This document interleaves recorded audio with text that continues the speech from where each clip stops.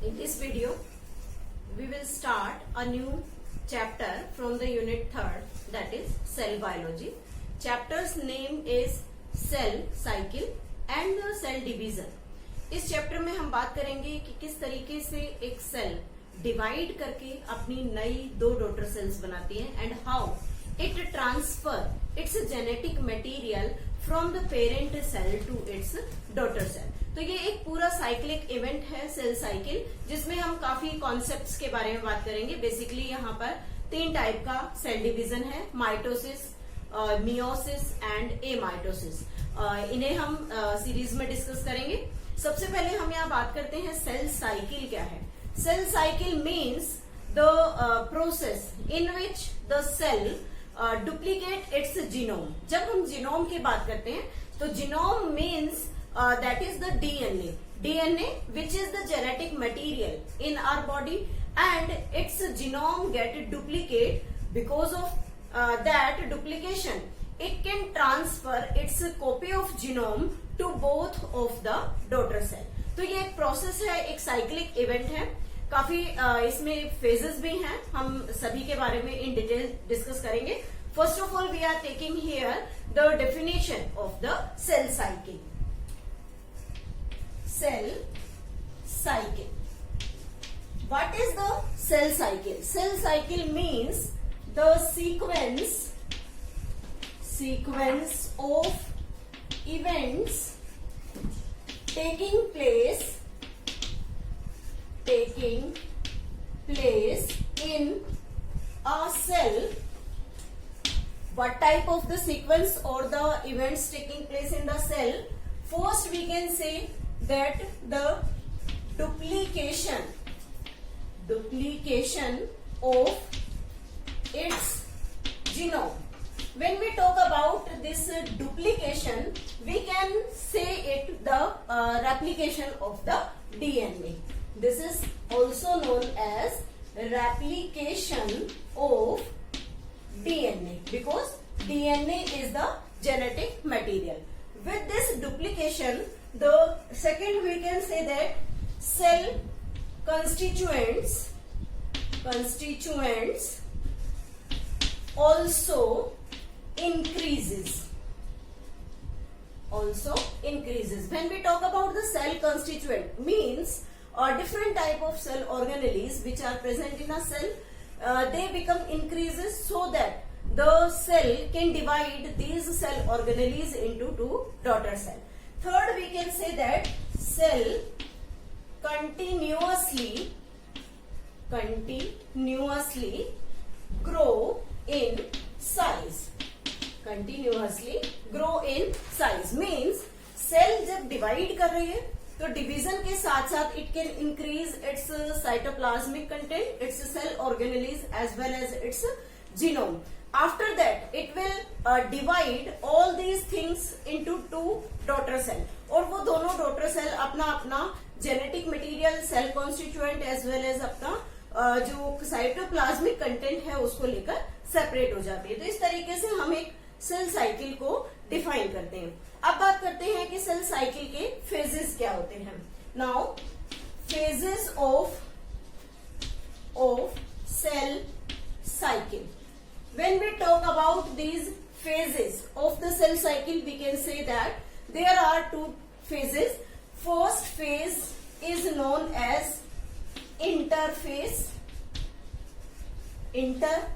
of the cell cycle, and second we can say that M phase of the cell cycle. When we talk about in detail about this interphase, then this interphase is also known as resting phase. Why this is known as the resting phase? Because in this interphase, when the cell is metabolically active and starts its constituent elements to increase, then these metabolic events are not observed under the microscope. तो जब scientist इसमें चलने वाली metabolic events को microscope में notice नहीं कर पा रहा था, तो उसने उसे क्या नाम दे दिया? रेस्टिंग फेज का नाम दे दिया. बट ये रेस्टिंग फेज में नहीं है, it is in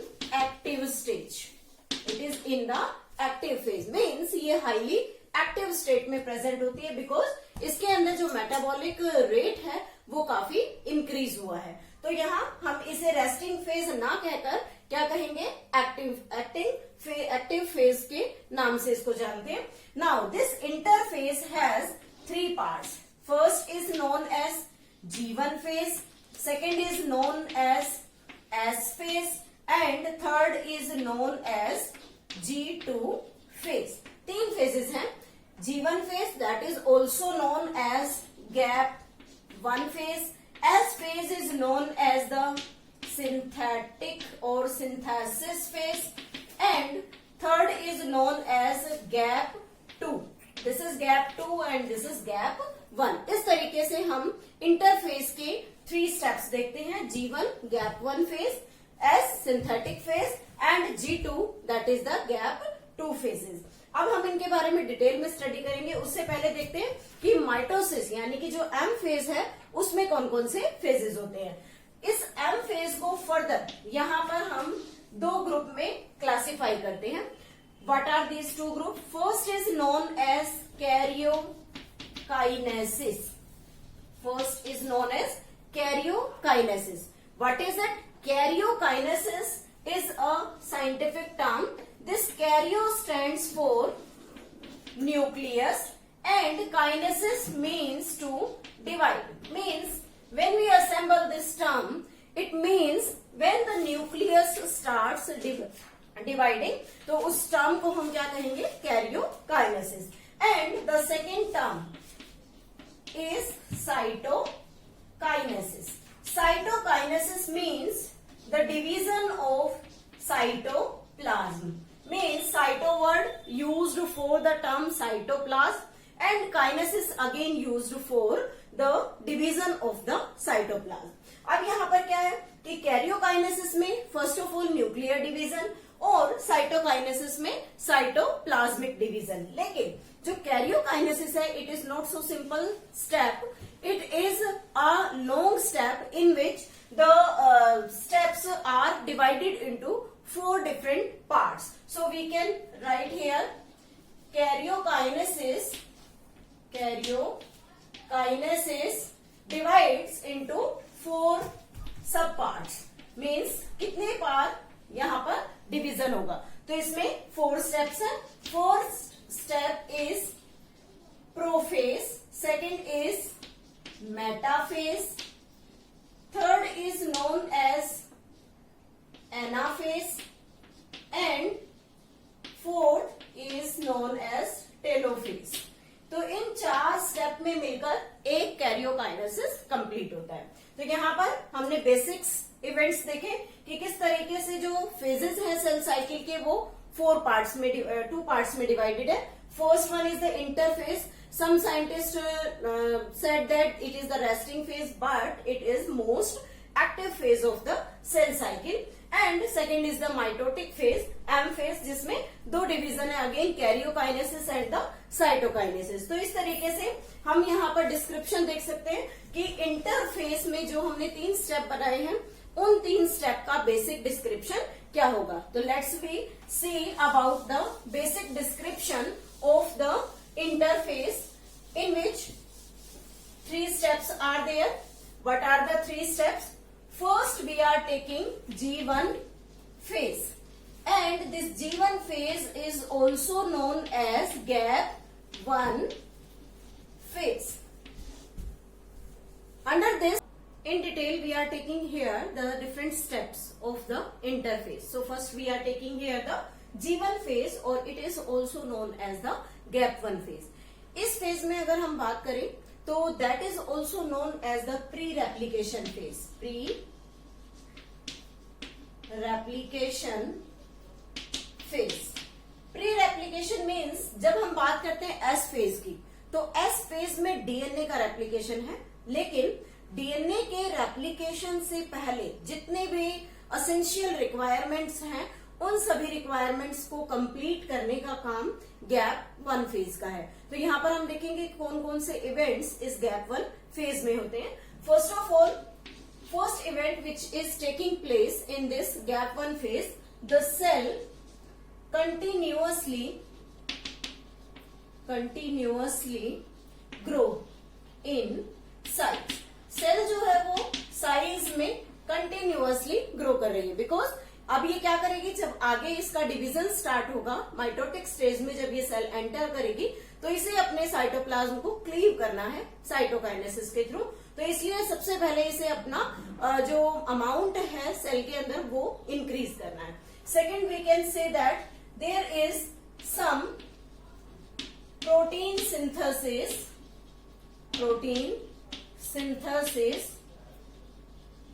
takes place। इसमें प्रोटीन सिंथेसिस, जैसे हम बात करें तो मेम्ब्रेन के जो प्रोटीन्स हैं उनका इसके अंदर रेगुलर सिंथेसिस होता है।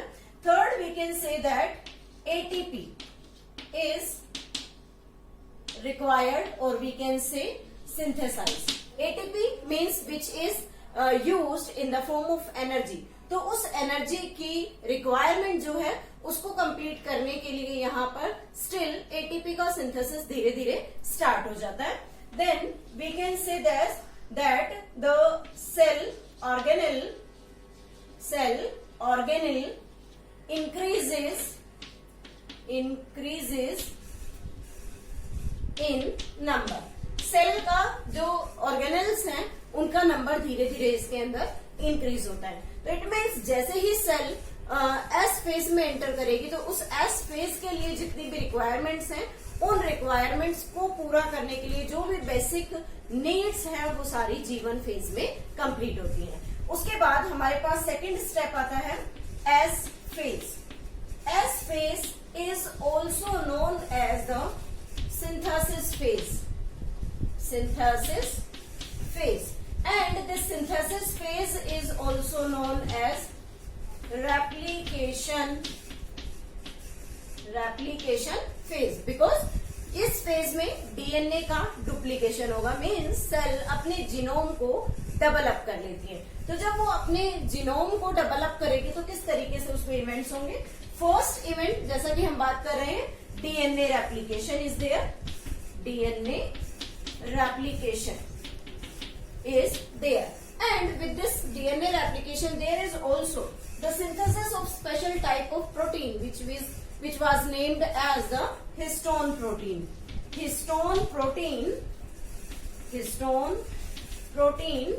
synthesized। This histone protein is very important।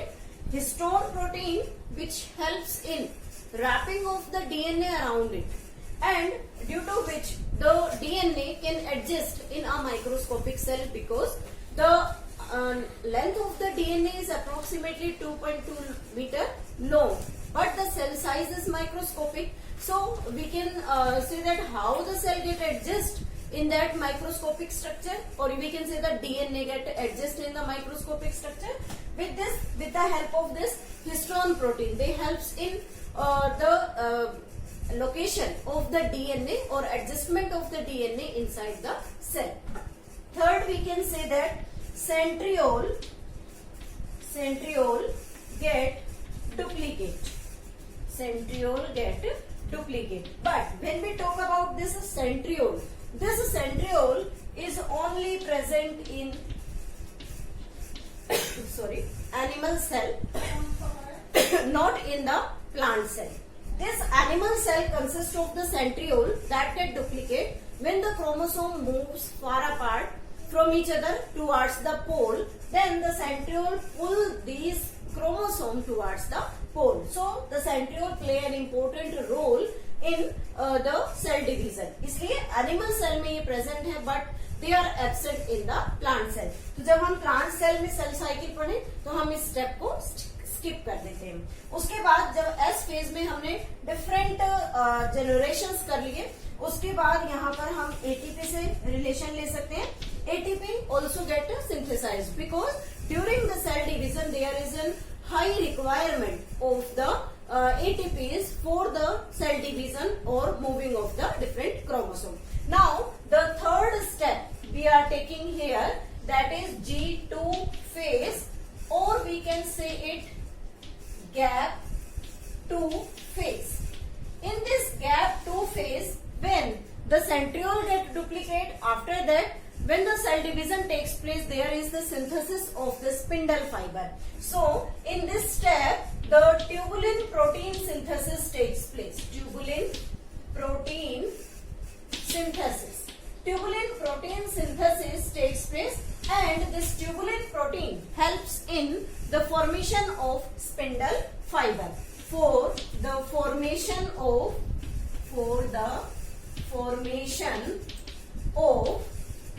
spindle fibers. इस तरीके से वो ट्यूबुलिन प्रोटीन की हेल्प से सेल के अंदर प्रोटीन सिंथेसिस करता है. Next, second we can say this plasma membrane protein is required. Membrane protein, because when the cell divide it develop its own cell membrane, तो उसके लिए प्लाज्मा मेम्ब्रेन प्रोटीन की भी मस्ट रिक्वायरमेंट होगी. तो इस तरीके से इंटरफेस 3 स्टेप में कंप्लीट होता है. जब हम यहाँ बात करते हैं इंटरफेस की, और हम यहाँ एक ह्यूमन सेल का अगर एग्जांपल ले, तो हम कह सकते हैं कि human cell divide into 24 hours.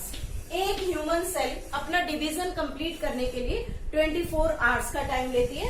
And if we take the yeast cell, then this yeast cell can divide only in 90 minutes. 90 minutes में अपना डिवीजन कंप्लीट कर लेती है. अब यहाँ पर अगर हम एक सेल साइकिल का डायग्राम देखें, तो किस तरीके से हम सेल साइकिल को रिप्रेजेंट कर सकते हैं.